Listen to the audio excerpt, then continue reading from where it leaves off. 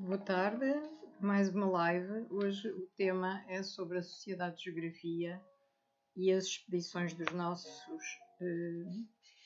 exploradores à África, a fim de reconhecerem o nosso território para poderem defender o património português que estava a ser ameaçado à época em que se vão, portanto, explanar estes acontecimentos.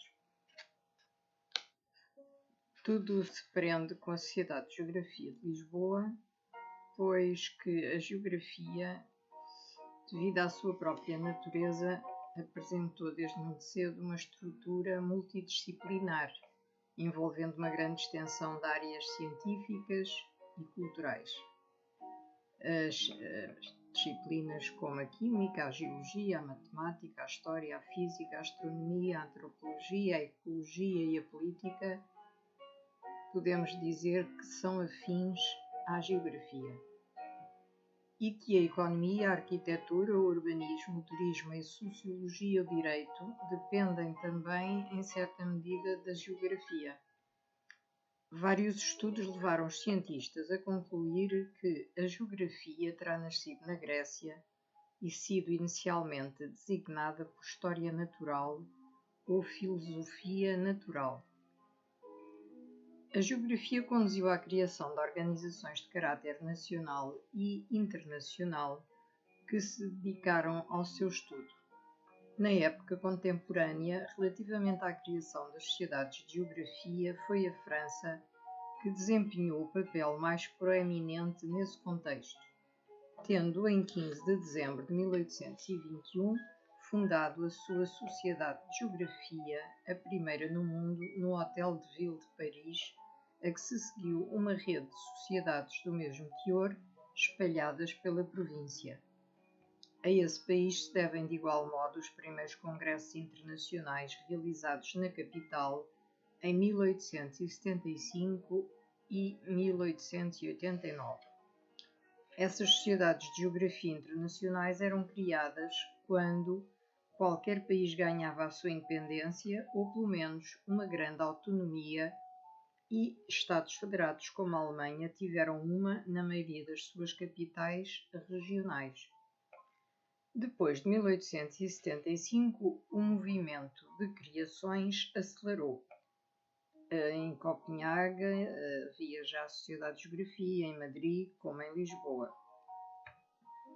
As sociedades geográficas, tendo nascido espontaneamente, estabeleceram relações entre elas, encorajavam os exploradores, portanto, as explorações, distribuíam prémios e organizavam frequentemente conferências.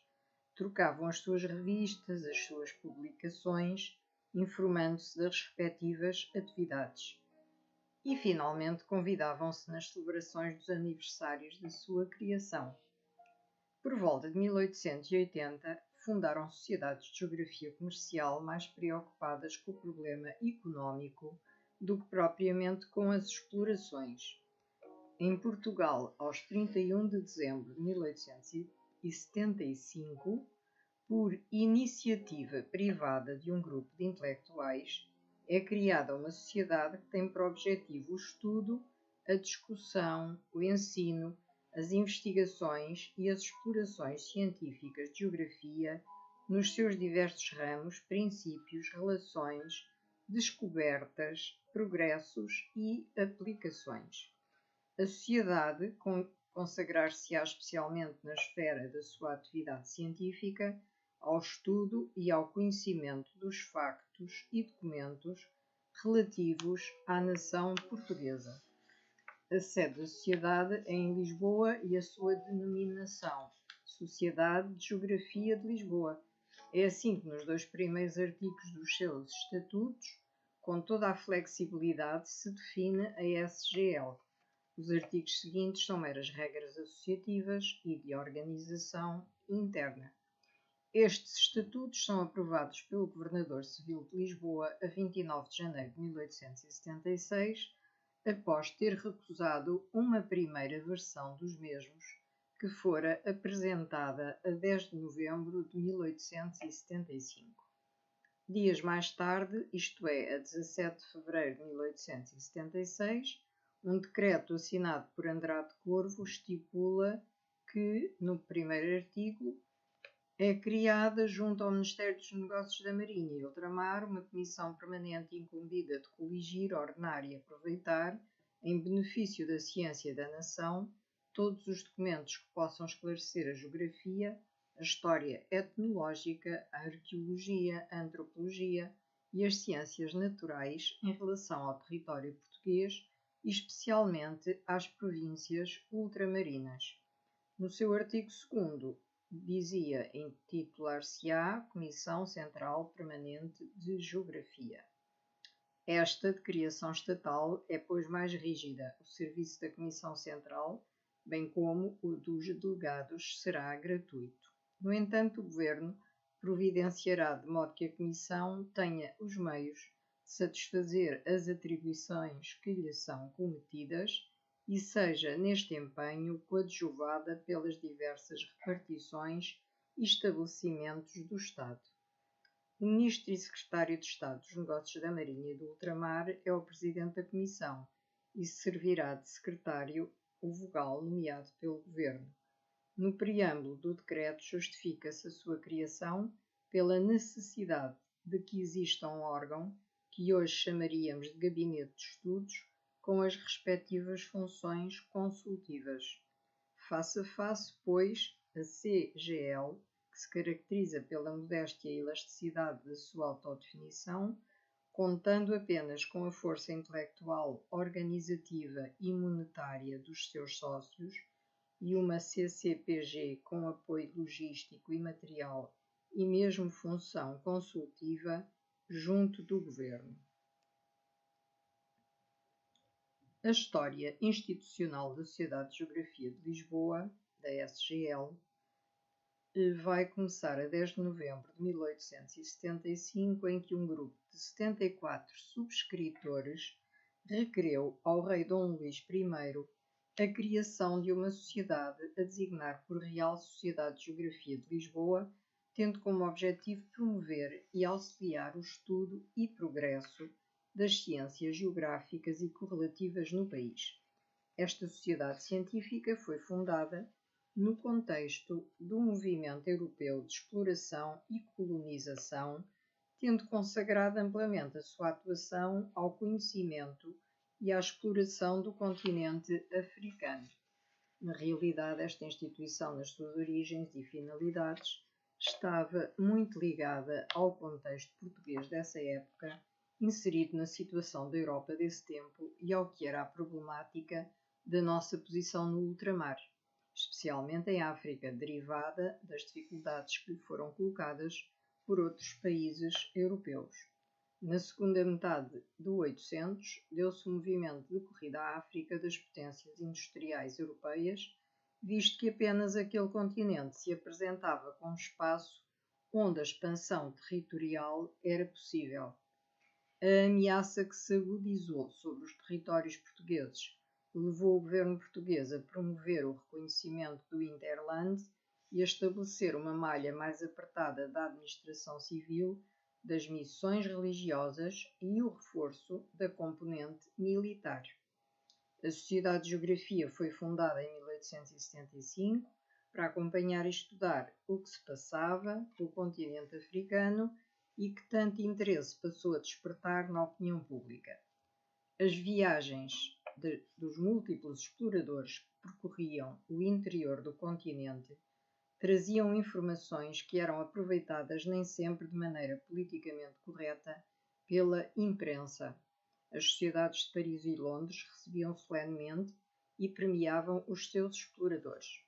A luta pela extinção definitiva da escravatura aumentou o interesse da opinião pública europeia pelo continente africano, assim como a criação de missões pelas sociedades missionárias em diversos lugares que contribuíram para ajudar a divulgar as gentes e as regiões.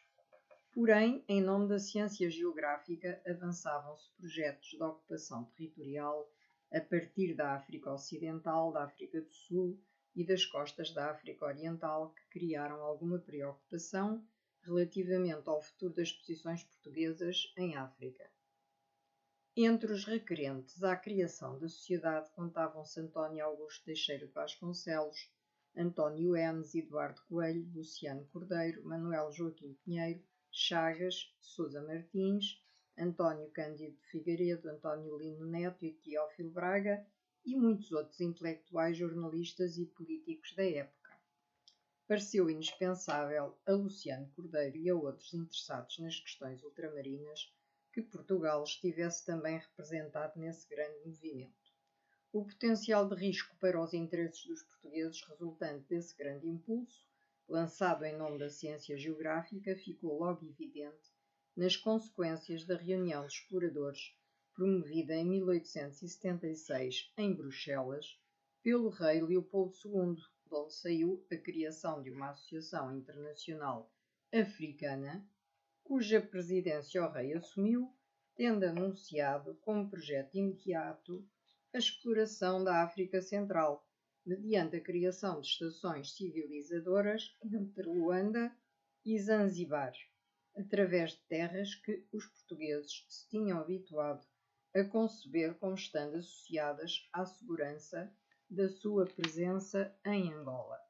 O facto de nenhum português ter sido convidado a participar num encontro em que se deliberou sobre uma ação em terras onde Portugal era a única potência europeia a ter uma presença continuada, anunciava aos observadores de Lisboa o desencadear de forças que iriam afetar em muito os interesses nacionais.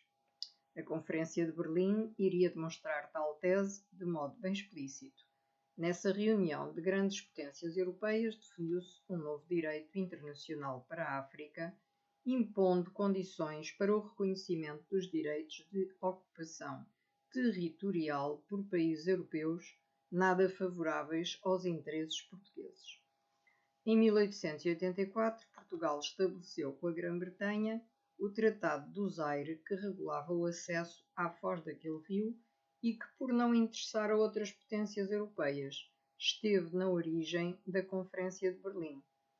Em 1884-1885, convocada pelo chanceler Bismarck, num contexto de crescente competição, quando as várias potências tinham enviado exploradores, missionários e jornalistas em missões diversas ao continente africano, decorreu a Conferência de Berlim, onde se fez uma autêntica partilha da África e que teve repercussões importantíssimas para Portugal, começando desde então a germinar o sonho do mapa cor-de-rosa. Em 1890, o governo inglês entregou um ultimato a Portugal por causa da pretensão portuguesa de se estabelecer em territórios cobiçados por companhias britânicas. O sonho do mapa cor-de-rosa chocava-se com o sonho inglês de ligar o Cabo ao Cairo. O governo português teve que ceder. Na delegação portuguesa à conferência foi integrado Luciano Cordeiro, reconhecido como um dos melhores conhecedores dos problemas da política africana do seu tempo. À sua ação nos círculos políticos de Lisboa se deve que Portugal tenha assumido um intervencionismo de importantes consequências na nova vaga da exploração africana. A opinião pública portuguesa, anestesiada por um longo período de questiúnculas internas, andou aliada da maioria dos principais eventos internacionais, a unificação alemã e italiana, a Guerra Austro-Prussiana, a Guerra Franco-Prussiana, o Concílio Vaticano I e a ocupação de Roma, proclamação da Terceira República em França, Guerra Civil Norte-Americana, etc. Na verdade, durante séculos, os portugueses estavam habituados a olharem para a África apenas como ponto de apoio às armadas que se dirigiam ao Oriente e entreposto de escravos que alimentavam as indústrias brasileiras. Ao verem o interesse que a África estava a despertar para as potências estrangeiras, constataram o muito que lá havia por fazer e a sua importância económica e geoestratégica. eram os portugueses que, apesar de tudo, detinham o melhor conhecimento da África e das suas populações e os que melhor comunicavam com estas e a oferiam de maior prestígio. Assim, alinharam-se no horizonte português diversos vetores de atuação estratégica, entre os quais garantir a estabilidade suficiente na metrópole, a fim de desviar recursos para a África, onde se poderia pensar na construção de um novo império português, garantir a posse de pontos de apoio importantes e o controle de importantes estuários, apoiados nas zonas costeiras reconhecidas a Portugal, passar a explorar o Interland de modo a garantir a posse de novos territórios, garantir a pacificação das zonas ocupadas através do estabelecimento de uma rede quadrícula de postos militares e administrativos, jogar diplomaticamente com as rivalidades existentes entre as potências concorrentes, de modo a favorecer o interesse nacional. Porém, as potencialidades de que Portugal dispunha para executar esta estratégia eram contrariadas por extensas vulnerabilidades que se resumiam à agitação político-social na metrópole, ao déficit crónico nas finanças, à economia débil, à fraca organização e deficiente prontidão das tropas de terra e mar, à inexistência de serviço nas informações e à completa dependência económico-financeira da Inglaterra.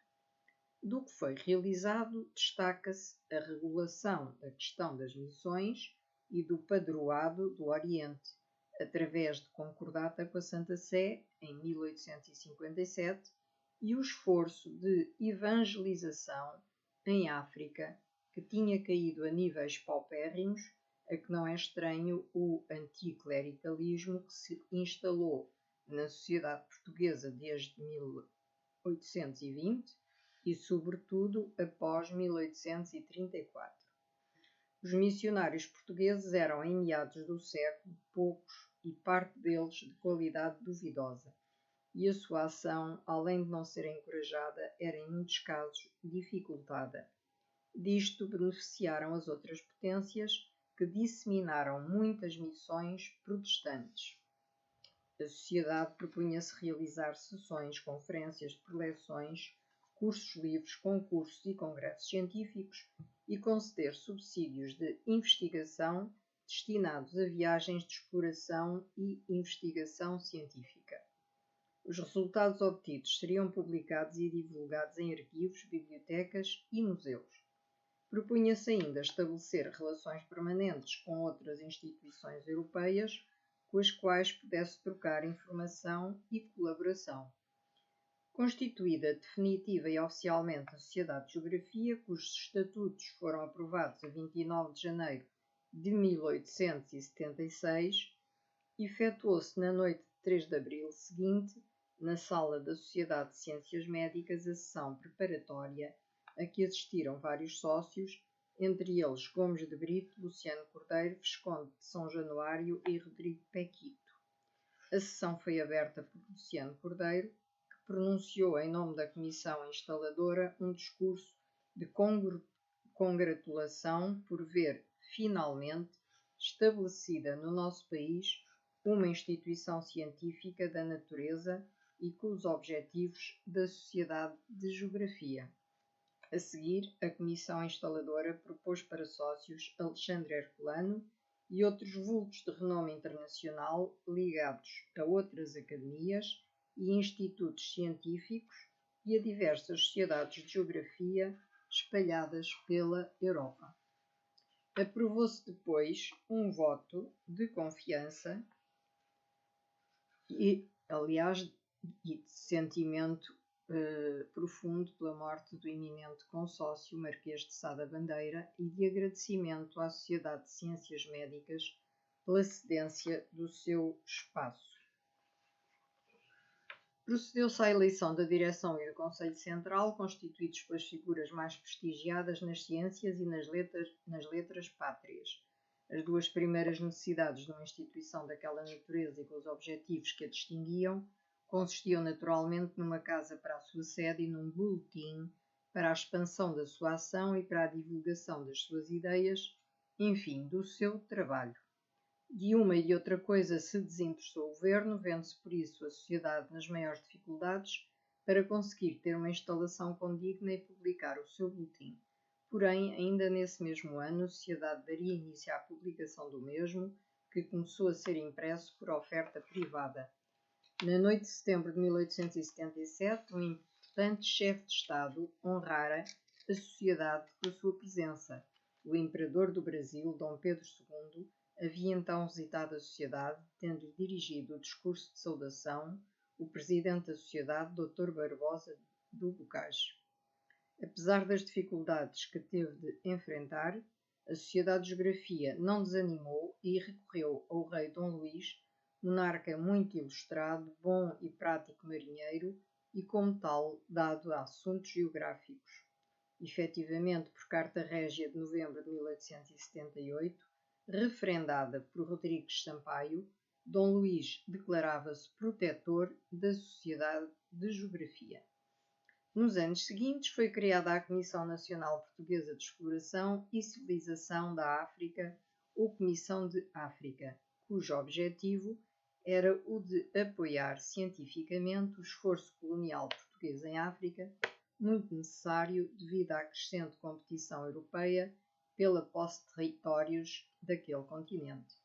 Consta em arquivo que a sociedade teve de mudar 4 vezes a sua sede, que inicialmente se situou na Rua do Alecrim. Daí foi transferida para a Rua das Chagas, seguiu-se nova mudança para a Travessa da Parreirinha. Finalmente, em 1897, a sociedade conseguiu que do grande edifício que tinha sido construído para acolher as instalações do Coliseu de Lisboa, na Rua das Portas de Santo Antão, lhe fosse cedida uma parte onde até hoje permaneceu. Foram realizadas obras nesse imóvel para o adaptar ao exercício das atividades inerentes à sociedade, tendo a inauguração do mesmo ocorrido em 1898, no sentido de comemorar o 4º centenário da descoberta do caminho marítimo para a Índia por Vasco da Gama, em 1498. Foram cunhadas medalhas alusivas ao evento, onde se encontra escrito 4º centenário. As festividades e atividades culturais tiveram a duração de 1 ano. 100 anos mais tarde foi elaborado um cartaz de uma exposição editado pela SGL, onde se pode ler Descobrimentos Portugueses, o Centenário da Índia, 1898, exposição, Comissão Nacional para as Comemorações dos Descobrimentos Portugueses, Sociedade de Geografia de Lisboa, Lisboa SG, 1998.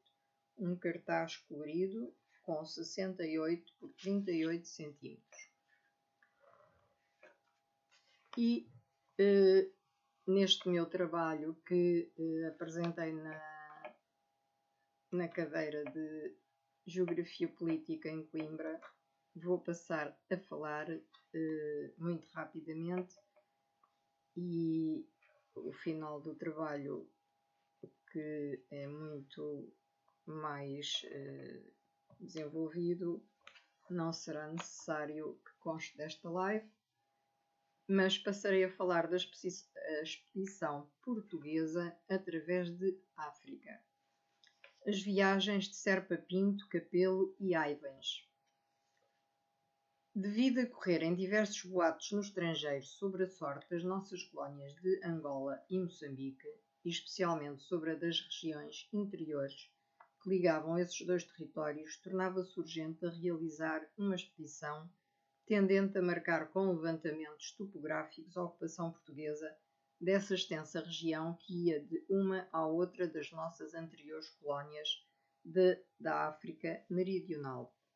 A Sociedade de Geografia ocupou-se dessa importante questão logo na sessão de 7 de julho de 1876, que foi posta à discussão, tendo falado sobre ela Luciano Cordeiro e Fernando Pedroso. Nos meados do século XIX, ainda os governantes portugueses acreditavam que as viagens dos exploradores estrangeiros tinham mero objetivo científico pelo que foi tendência dos ministros da Marinha e do Ultramar, com especial destaque para Sá da Bandeira, apoiar, quando lhes pareciam inócuas, as tentativas feitas nesse sentido. Contudo, em 1858, o mesmo estadista comunicava: constando neste ministério que alguns viajantes estrangeiros têm tido o projeto de explorar o curso do rio Cunene, e sendo conveniente que eles não procedam neste objeto, os portugueses, impunha-se ao governador-geral de Angola a conclusão dos trabalhos da dita exploração. Para atalhar a quaisquer violações de soberania, era enviada para Angola uma companhia do batalhão de caçadores 3, que ficou aquartelada na Huila. Ao mesmo tempo, instruía-se o governador de Moçambique para manter em atividade a força militar de Tete, a fim de a mesma contribuir para o melhoramento daquele distrito que carece de gente europeia, não só para a sua defesa, como também para o seu desenvolvimento. Por esse tempo, Fernando da Costa Leal, governador de Moçambique, realizou a exploração da foz do Cunene, acompanhado de Bernardino Freire de Abreu e Castro e de António Romano Franco. Outros exploradores chegam às zonas de Ovampo e do Cubango. Também a Zambésia e Sofala receberam a visita de sertanejos que buscavam conhecer os mistérios do interior. Ainda na década de 1850, um intrépido desbravador do sertão dava início à travessia de Benguela à contracosta. Trata-se de António Francisco Ferreira da Silva Porto, comerciante no Bié, explorador da Zâmbia e do Katanga e fundador da povoação de Belmonte, depois erigida em cidade com o seu nome. Revestiu aspectos de epopeia a sua vida, pelo sonho que o animou de estender os confins de Angola, terra que uma longa permanência lhe fizera amar. A sociedade não se limitava nas sessões a discutir e a aprovar a sua proposta acerca da expedição portuguesa à África Austral. Os seus sócios, em vários artigos e comunicados nos jornais do tempo, foram vulgarizando a ideia, defendendo-a, justificando-a e indicando as vantagens de toda a ordem que de tal expedição resultariam para o país. Assim se foi formando uma opinião pública que o governo veio depois a satisfazer, ordenando-a e custeando-a. De facto, a primeira grande expedição científica portuguesa é organizada em 1877 pela Comissão Central Permanente de Geografia, fundada por Andrade Corvo no Ministério dos Negócios Estrangeiros. José de Melo Gouveia, ministro da Marinha e do Ultramar, autorizou a organização de uma expedição com o fim de, principalmente, estudar as relações entre as bacias hidrográficas do Zaire e do Zambeze. Uma verba foi votada para os encargos da expedição, na qual se procederia a observações quanto à topografia, aos sistemas fluviais e ao clima, assim como no tocante à agricultura, à zoologia e aos costumes e raças dos povos indígenas. De tudo se devia fazer registro, como o roteiro da marcha e os desenhos dos factos mais assinaláveis. Para participar na expedição ofereceram-se 3 oficiais, cujos nomes ficaram marcados na Galeria dos Heróis Portugueses. Alexandre Serpa Pinto, que iniciara no Zambeze a carreira de oficial do Exército, onde em 1876 atingiu o posto de capitão, sentiu poder realizar o sonho de ligar Angola à contracosta. Quanto a Roberto Aivens, fizera o estágio de oficial de marinha em Angola, onde depois reconhecera a Baía dos Tigres e o curso do Zaire até Noki. Por sua vez, Hermenegildo Capelo era também marinheiro com uma boa folha de serviços e por igual devotado ao projeto de fortalecer a realidade portuguesa em África. Numa África onde o domínio do espaço antecedia o do poder político, na expressão de Ilídio do Amaral, a exploração hidrográfica, por todos sonhada, permitia finalmente marcar os limites da soberania portuguesa. No ano de 1877, os 13 exploradores rumaram para Angola, munidos de boa aparelhagem científica, para o cumprimento da sua missão e das doses de quinino necessárias. A Sociedade recebeu na sessão de 4 de julho de 1877 a visita de despedida dos exploradores Serpa Pinto e Brito Capelo, faltando Roberto Aivens por se encontrar em África a caminho de Lisboa. O presidente Barbosa do Bocage ofereceu aos expedicionários a bandeira nacional com uma dedicatória. Na sessão de 30 de julho, Barbosa do Bocage descrevia a partida de Serpa Pinto e Capelo a 7 desse mês, a bordo do vapor Zaire.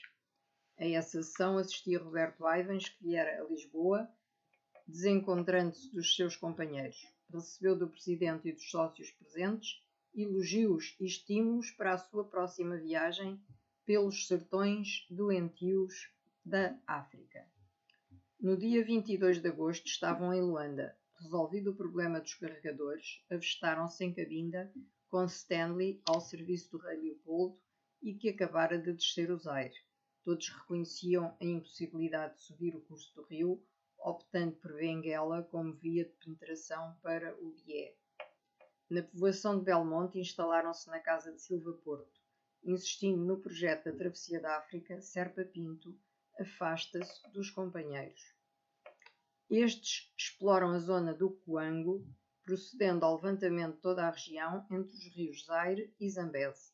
No meio das maiores dificuldades, vão até às nascentes do Kwanza, encontram o rio Lucala e atingem a fortaleza do Duque de Bragança. Num clima inóspito e com falta de meios, chegam à terra de Iaca.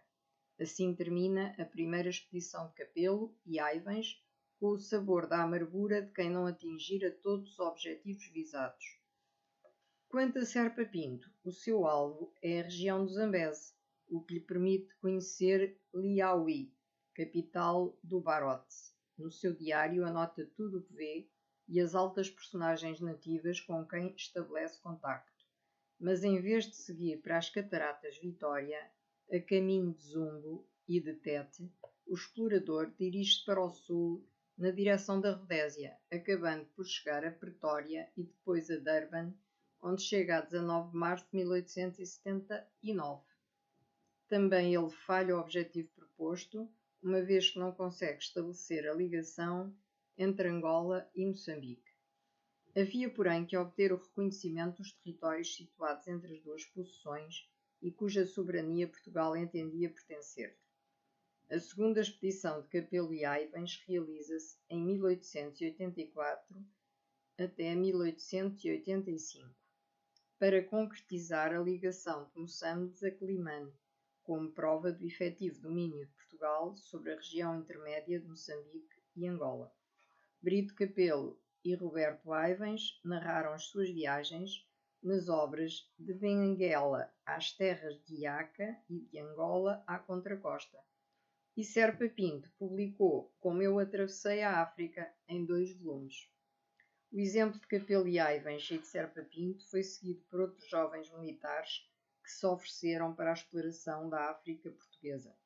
Deste modo, António Maria Cardoso liga Sofala a Inhambane, passando pelas terras do Gungunhana. Augusto Cardoso, com a ajuda de Serpa Pinto, estabelece a ligação entre Climane e as terras do Niassa, cumprindo assim o plano do ministro Pinheiro Chagas. Na província de Angola, o major Henrique de Carvalho reconhece a zona da Lunda, ligando entre 1884 e 1887 a povoação de Malange a Mussumbo. O ano de 1879 fechava com os votos de Dom Pedro II, imperador do Brasil, transmitidos por Luciano Cordeiro, pelas prosperidades da instituição. A sociedade recebeu múltiplas ofertas, dentre as quais se poderão destacar um portolano de origem portuguesa dos meados do século XVII, oferecido pelo sócio Lanteime Loureiro, contendo as costas da África Ocidental e as do Brasil até ao Rio da Prata e sendo atribuído a José Malheiro Salazar, mas com correções e ampliações posteriores. 3 cartas geográficas dos rios Amazonas e Tocantins e os seus afluentes, canais e ilhas, oferecidas por José Veloso. Por sua vez, o Ministério da Guerra cedia à sociedade os 2 globos nonesianos de geografia do século XVII e atribuídos ao cosmógrafo Mário Vicente Coronelli. Entretanto, chegava a Lisboa Serpa Pinto, que por toda a parte foi muito festejado, efetuando-se a 15 de junho de 1879, no Salão da Trindade, a sessão solene de recepção, onde Serpa Pinto, diz o relato oficial da sessão, orou por espaço de 2 horas e meia, tratando de alguns dos principais pontos da sua viagem. Concluiu oferecendo à Sociedade de Geografia de Lisboa a bandeira que serviu na expedição. Apesar de ter falado durante tanto tempo, Serpa Pinto não pudera concluir na sessão solene o relato da sua expedição, pelo que na seguinte sessão de trabalhos da Sociedade continuou durante 2 horas a expor como decorrera a sua exploração geográfica, descrevendo principalmente o Planalto que se estende de Quilenque ao Zambeze, ocupando-se bastante de hidrografia e de orografia dessa região, informando que o Cubango vai desaguar ao Ngami e quais as relações deste com o grande Macaricari. Elogia Silva Porto, que bastante o auxiliara, fornecendo-lhe até instruções itinerárias e terminando por patentear diversos mapas e desenhos que fizera durante a viagem. Estas conferências provocaram na imprensa bastante discussão, salientando-se nas suas críticas a Serpa Pinto, o Comércio de Portugal e o Diário de Portugal, defendendo o Comércio de Lisboa, onde com esse fim escreveu o Sr. Rodrigo Afonso Pequito. E lerei ainda mais uma página sobre o regresso de Capelo e Aivens para terminar. Era chegado o momento de serem homenageados e festejados 2 outros viajantes ilustres, o então capitão-tenente Hermenegildo Capelo e o primeiro-tenente Roberto Aivens. Essas homenagens e esses aplausos deviam ser tanto mais justos e sinceros, quanto é certo que a viagem que eles haviam feito de Angola a Moçambique, além de laboriosa e esforçada, era altamente profícua para a ciência e para o bom nome do país. A 1 de março de 1880, pelas 3 horas da tarde, aparecia à vista do Cabo Carvoeiro o vapor Benguela, trazendo a bordo Capelo e Aivens. Às 4h30 fundeava um cortejo real, fluvial, numeroso, que havia constituído para saudar os 2 ilustres viajantes que vinham de uma longa e penosa jornada através dos sertões africanos, num perímetro de 60.000 milhas, tendo atravessado o sertão de Quinco, passando além de Quango, na direção de Chipaco, Moata, Yanvo, etc. Começando em abril de 1879 o regresso, tendo chegado no dia 5 a Lucala. Repousados mais ou menos da jornada, mas sofrendo ainda das febres africanas, a 15 de março, apresentaram-se no Salão da Trindade numa sessão muito solene, promovida pela Sociedade de Geografia. Tudo quanto havia de ilustre em Lisboa compareceu no Salão da Trindade, encontrando-se até presentes umas 1.500 pessoas, ou portanto, encontrando-se ali presentes umas 1.500 pessoas, das quais mais de 300 tiveram de ficar de pé. Umas 300 cadeiras eram ocupadas por senhoras vestidas de gala, dando ao salão um aspecto de muita elegância e beleza. Na presença da família real, cada um dos 2 exploradores expôs, durante uns 40 minutos, os aspectos da viagem que haviam empreendido. 2 dias depois, a Sociedade de Geografia dava um banquete de 80 talheres em honra de Capelo e Aivens no Hotel Bragança. A 9 de maio de 1881, presidida por Gerardo Peri, Serpa Pinto oferecia à sociedade o seu livro intitulado Como Eu Atravessei África. Nessa obra, Serpa Pinto atribui à Sociedade de Geografia a sua nomeação para a travessia da África do Sul.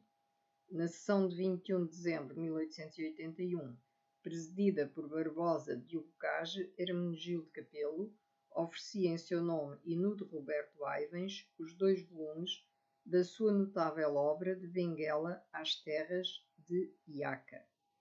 A seguir, o presidente Barbosa do Bocage oferece a sua notável obra Ornithologie de Angola.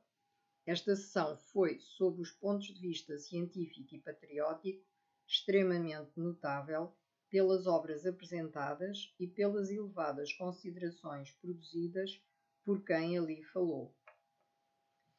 E, portanto, termino hoje aqui, porque o texto do trabalho que fiz é um pouco longo, mas o que interessa dizer resumidamente é que depois a Sociedade de Geografia começa a estabelecer as suas delegações em vários territórios e portanto, a cumprir objetivos e a ter órgãos sociais e, portanto, a promover estudos ou cursos de estudos sociais para que se continuasse a explorar a África e a mantermos o nosso território imaculado nesse local desde o século XV que aí estávamos e que tínhamos descoberto esses territórios. E, portanto, a SGL chegou a muitas províncias ultramarinas e até chegou ao Brasil e continuou na sua luta de pesquisa e de estudo, publicando sempre o seu boletim e tendo sessões culturais com as sociedades de geografia europeias, trocando ideias científicas sobre o que era necessário cumprir a nível de procedimentos em relação às províncias ultramarinas e, portanto, isto é uma breve noção de um trabalho específico que fiz, que nada tem de especial. Então, espero que tenha sido útil para todos e muito boa noite e até um dia destes com uma nova live com outro assunto que também interessa. Boa noite e boa saúde para todos.